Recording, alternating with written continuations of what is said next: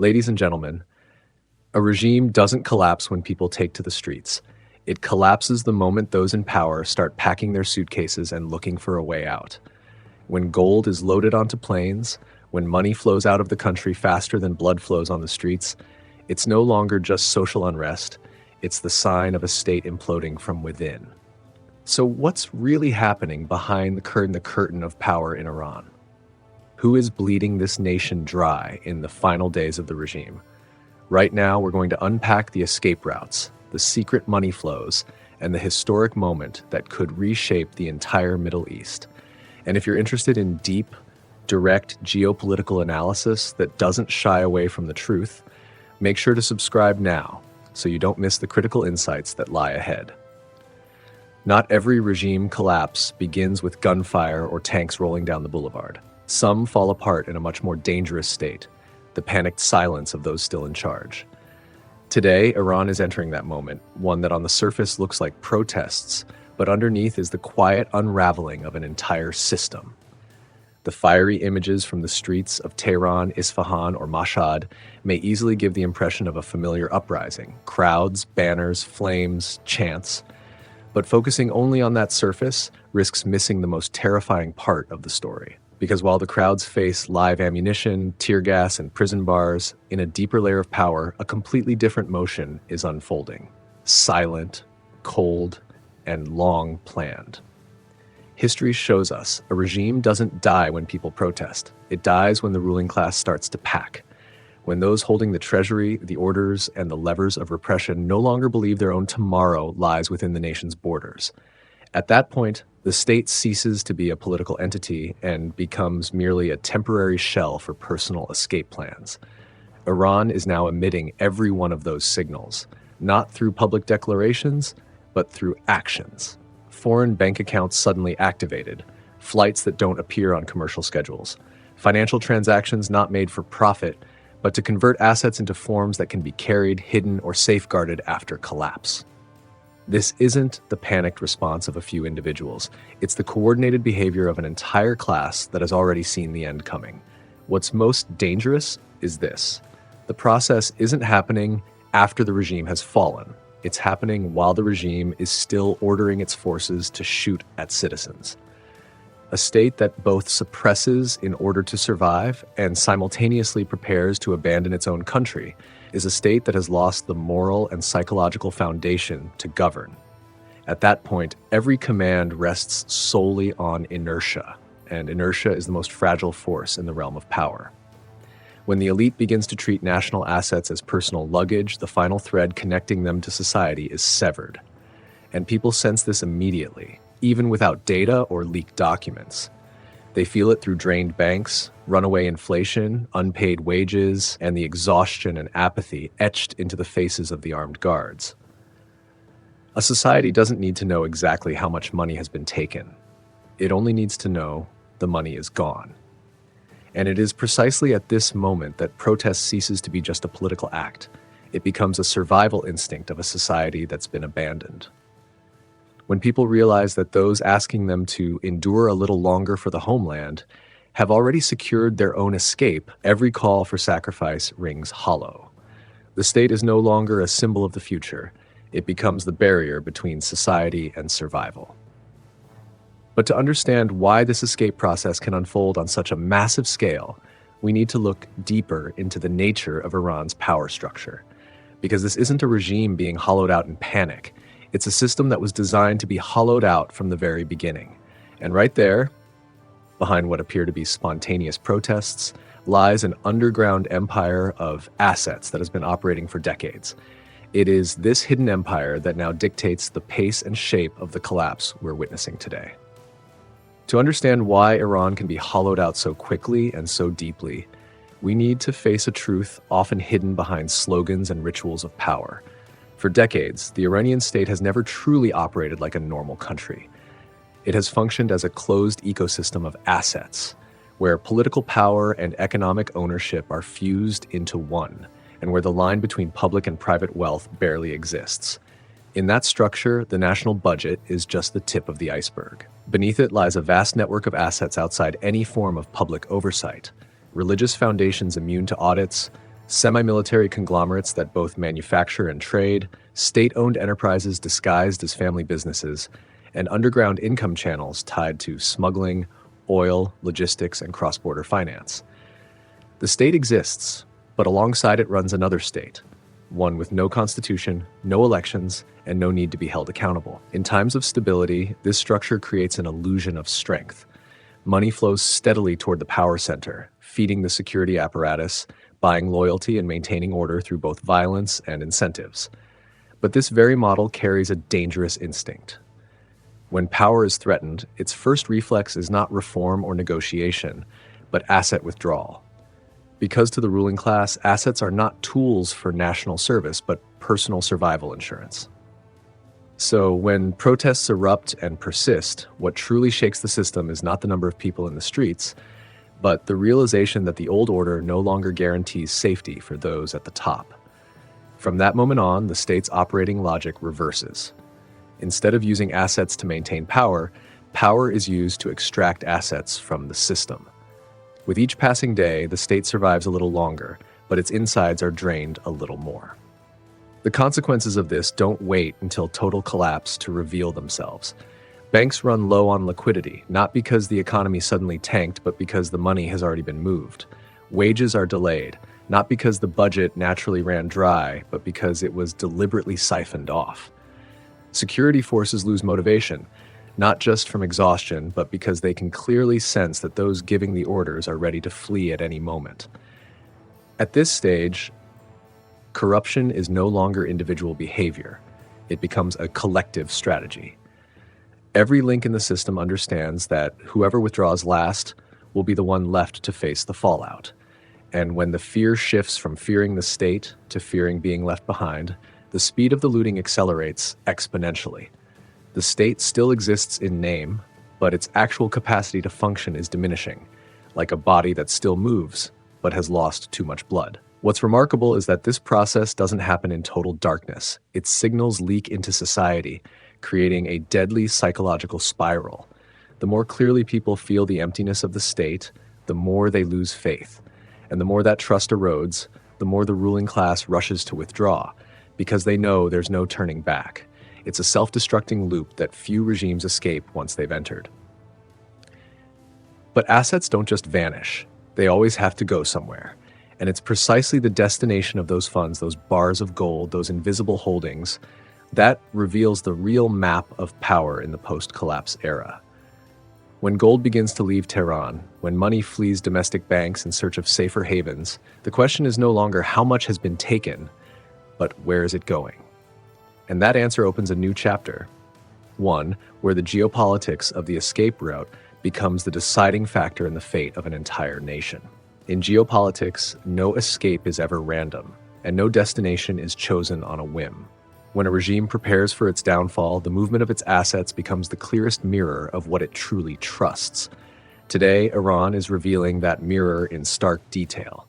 Gold is leaving the country through discreet routes, money is fleeing the domestic banking system to seek refuge abroad, and every trace points to very specific centers of power. Moscow isn't the most optimal economic choice, but it's a politically safe one.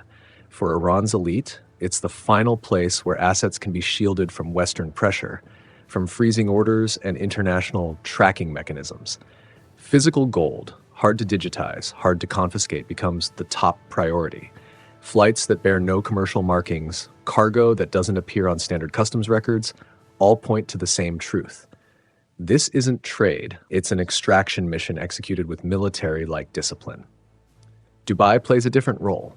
It's not the final shelter, but the perfect transit hub, a flexible financial center where money can blend, shift form, change owners, and disappear into a legal maze without leaving a clear trail.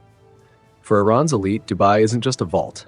It's a buffer, a place to buy time to wait and see how the new order takes shape and who will emerge to claim power after the collapse. Istanbul sits between those two worlds, close enough to manage, distant enough to conceal. A waypoint for families, for soft assets, for what-if plans that no one dares to speak out loud. When these cities keep appearing in the flow of outbound wealth, the message becomes unmistakable. Iran's leadership is no longer betting on the future of their own country. They're betting on their ability to survive it. What's striking is how militarized this asset movement has become. Absolute priority, maximum speed, maximum secrecy, not chasing profit, avoiding risk, not investing, extracting.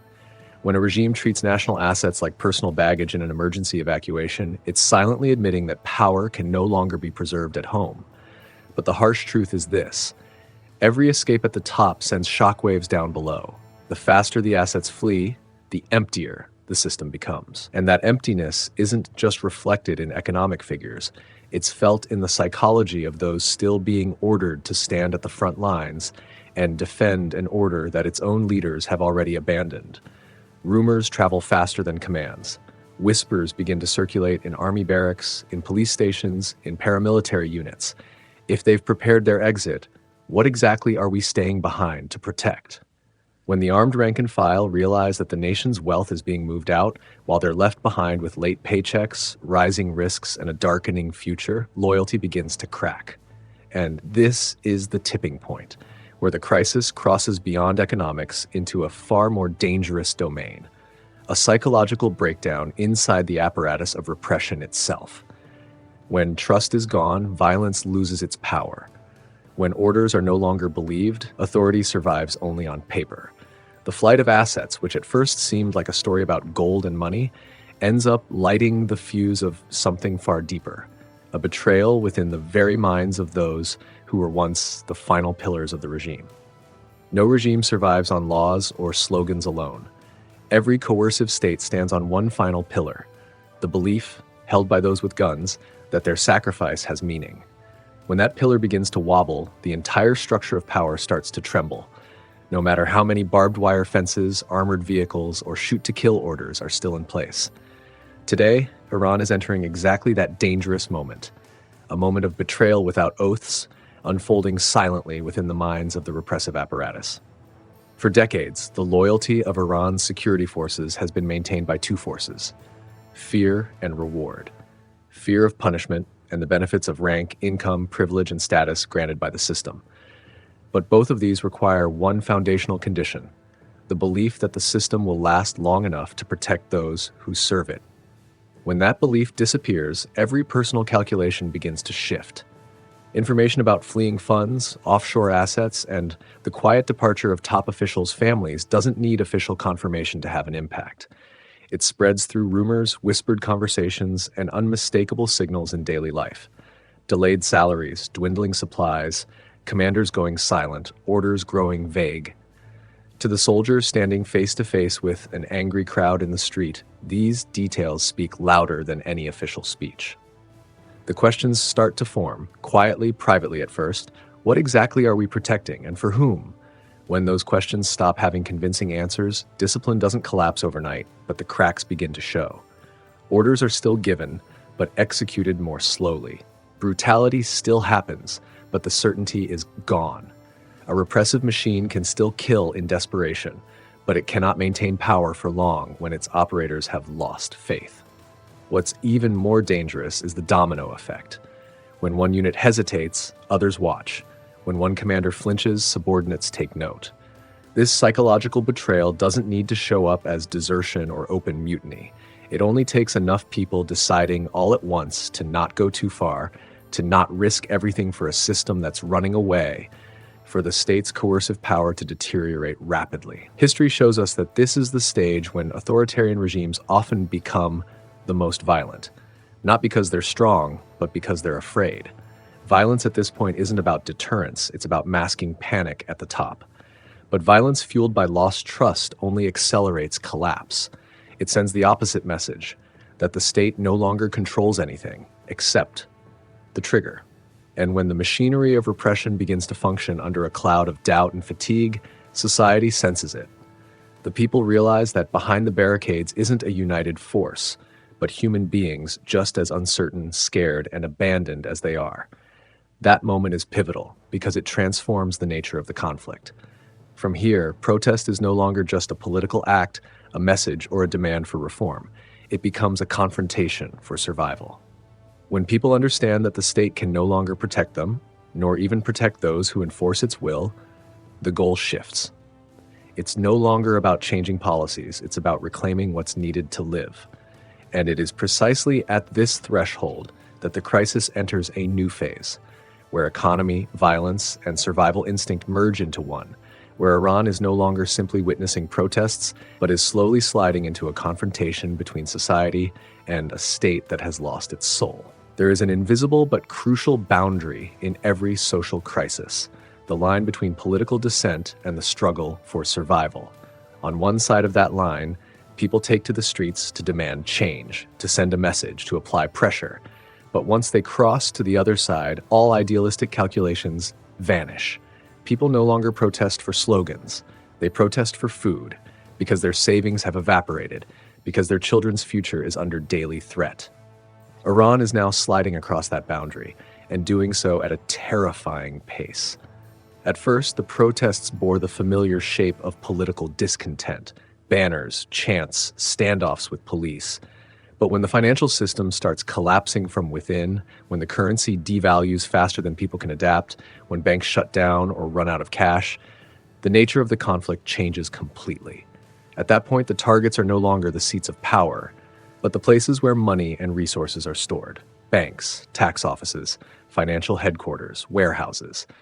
Buildings once seen as symbols of the state become symbols of deprivation. These attacks on economic centers aren't acts of blind rioting. They are the logical reflex of a society that realizes the state has broken its unspoken contract with the people.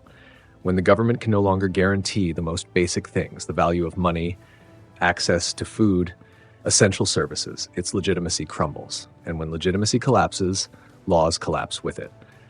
People no longer feel they are resisting a government. They feel they are reclaiming what was theirs to begin with. At this stage, repression doesn't just fail, it backfires. Each bullet fired no longer carries a warning, but becomes proof that the state has chosen to turn against its own society. And when people have nothing left to lose, violence doesn't scare them more. It only hardens their resolve. This is the moment when a political crisis transforms into a collective struggle for survival. What makes Iran's situation uniquely dangerous is the combination of economic collapse and the psychological withdrawal of the ruling apparatus. A hungry society facing a bankrupt and disillusioned state is the perfect recipe for prolonged chaos. No half-hearted compromise can end the conflict when the issue is no longer about policy, but about survival. Each day lived in that state pushes society one step further into extremity, and when internal conflict reaches this point, it's no longer a purely domestic matter. The images, the crowds, the burning banks, the fracture of a major Middle Eastern economy immediately draw attention from the outside world.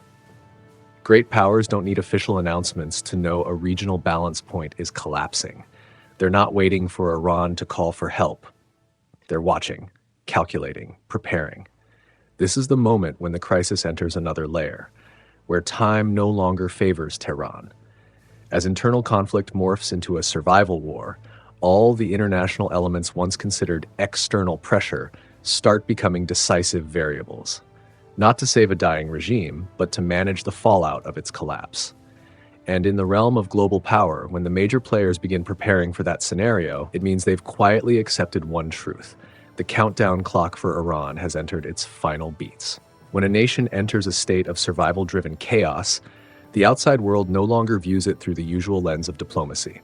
Calls for restraint, official statements of concern, or back-channel negotiations become mere formalities. In reality, the great powers are now focused on one question alone: how will the collapse unfold, and who will bear the consequences? For Iran, that moment has arrived. Time is no longer Tehran's ally. It has become an invisible pressure tightening with each passing day. The signs are unmistakable. Money flows are being monitored more closely than ever. Financial channels once hidden in gray zones are now under the microscope of international regulators. Every military move, no matter how small, is no longer read as a show of strength, but as a desperate reflex from a system spiraling out of control.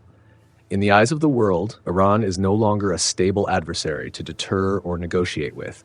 It is a risk growing exponentially. It's important to understand, international pressure at this point is no longer about forcing Iran to change behavior. No one believes the regime still has the capacity to change. This pressure is about crisis management. The powers aren't asking, how do we save Iran, but rather, how do we prevent its collapse from spilling over? Regional security, energy markets, refugee flows, and the threat of cross-border violence all are now on the table. That's why the military escalations, the tough rhetoric, and the contingency planning are no longer aimed at preserving the status quo. They're about creating a buffer zone for a post-Iran order. When a state loses the ability to govern itself, its sovereignty, in practical terms, begins to erode, even if it remains intact on paper. And once sovereignty is viewed that way, the countdown has entered a phase that can no longer be reversed. From Tehran's perspective, every option now looks disastrous. Concessions made too late will be seen as weakness and will not restore public trust. Escalation will only speed up isolation and trigger intervention scenarios the regime is no longer equipped to handle. In this position, each day that passes is no longer a window of opportunity, but an accumulating debt, economic, political, and historical. And when the world begins to behave as if a cycle is closing, the most frightening thing is the sense of familiarity this moment evokes. Not for Western analysts, but for the collective memory of the Iranian people themselves. A regime in isolation, elites fleeing, wealth leaving the country, a restless society, and the world watching with cold calculations. These pieces have come together before. Not yesterday, not a few years ago, but in a year seared into the nation's history. As today's signs stack atop that memory, the question is no longer where Iran is going, but whether the country is being pulled back toward a violent point of origin. And right here, amid growing international pressure and internal paralysis, the specter of 1979 begins to reappear. Not as a symbolic comparison, but as a tightening historical loop, one that may be preparing to repeat itself, this time with even greater force. There are moments in history when time seems to fold in on itself, where the present crashes headlong into the past. Today, Iran stands at precisely such a crossroads. What is unfolding is not an entirely new event, but a haunting return of a cycle the nation once believed it had long escaped. 1979 is not returning in identical form, but it is resurfacing in logic, in structure, and in power dynamics that feel chillingly familiar. Before 1979, Iran also had a regime convinced of its own permanence. There was also an elite class detached from society, hoarding wealth, placing more trust in foreign ties than in their own people. There were also reassurances that order was under control, that the protests were temporary, that the security forces were strong enough to contain everything. And yet it was from within that very confidence that the exodus began, not of the masses, but of the ruling class. What is most alarming now is the psychological resemblance. When the bond of trust between state and society erodes beyond repair, no technical measure can hold the structure together. When the people no longer believe the system exists for them, and the system no longer believes the people are the foundation of its power, collapse doesn't require an official order. It unfolds as a chain reaction, with each individual acting in pursuit of their own survival. Those who rose to power after 1979 built their legitimacy on a promise to end corruption, betrayal, and foreign dependency. And yet, tragically, the very power structures they established have, after 4 decades, reproduced almost exactly what they once denounced. When national wealth is treated as private property, when personal escape plans take precedence over collective futures, history doesn't need to invent a new tragedy. It only needs to replay the old one in a different setting. The biggest difference between 1979 and now lies in scale and consequence. Today's Iran is no longer a relatively isolated nation within a regional order. It is a critical node in global energy, security, and geopolitical chains. Any collapse now won't merely shake Tehran, it will send shockwaves far beyond its borders. That is what makes this moment both eerily familiar and far more dangerous. History doesn't repeat because people forget the past. It repeats because they believe they've evolved beyond it. But power, when left unchecked, has a habit of reproducing the same mistakes. And when structures remain unchanged, outcomes rarely change either. Iran is now entering a phase where the question is no longer whether the cycle can be avoided, but how it will close. It may end in a transfer of power with less violence, or it may erupt in a major shock that reshapes the entire society. But whatever the scenario, one thing has become clear. The door to 1979 has reopened in the collective memory. And when history locks in a cycle, no one escapes it. Not even those who believed they were writing an entirely new chapter. When all the pieces are laid side by side, the picture that emerges is no longer that of a single crisis, nor a passing storm. It is the portrait of a state that has gone bankrupt from within, where assets, trust, and the future have all been drained by the same cold, calculated logic. Iran today is not standing at a crossroads between reform and repression. It is standing at the final limit of a model of governance that has spent all its political capital. A state can survive protests, even violence, but it cannot survive when those in power no longer believe in the future of the nation they rule. When the gold leaves the vaults, when the money leaves the banks, when the families of the elite leave the borders, every call for sacrifice becomes hollow. No speech can replace the naked truth. The system has chosen to preserve the individual over the collective. At this moment, every technical solution has arrived too late. Concessions are no longer enough to restore shattered trust. Repression is no longer enough to maintain an order that has lost its foundation. The outside world is no longer trying to salvage, it's preparing to manage the aftermath. And the society within is no longer debating policies, it's struggling to survive. When all three layers cross the point of no return, what we call stability becomes nothing more than inertia stretched thin. There is no amount of gold that can buy back legitimacy, no foreign bank account deep enough to bury the memory of a nation betrayed, and no flight far enough to escape the judgment of history. Because history doesn't judge with words, it judges with consequences. When a state goes bankrupt, it doesn't just lose power, it loses the right to demand loyalty. What's most alarming is not whether the regime will collapse, but the price society will pay along the way. A collapse that is not managed from within will always be shaped by forces from outside. And when that happens, the fate of the nation no longer lies in the hands of those protesting in the streets, nor in the hands of those fleeing, but in the cold calculations playing out far beyond its borders. Iran is closing a cycle that has lasted more than 4 decades, using the very logic that gave birth to it. Not because the people rose up too violently, but because the system has become too depleted to save itself. States that fall this way do not merely leave a power vacuum, they leave deep fractures in the social fabric, in collective memory, and in the nation's standing on the global stage. And that's why the final question is no longer, will Iran make it through? But how will Iran be reshaped after this seismic shift? No one can say for certain. But one truth remains consistent throughout history. When a state has gone bankrupt in trust, there is no miracle that can reverse it. No decree, no force. What do you think of the scenario now unfolding in Iran? Is history repeating itself, or is there still a less painful path ahead for the country? Share your thoughts in the comments below, because every perspective helps bring the bigger picture into sharper focus. And if you value deep, coherent analysis that doesn't shy away from tough questions like this, don't forget to subscribe so we can keep tracking the quiet but decisive movements on the global geopolitical chessboard.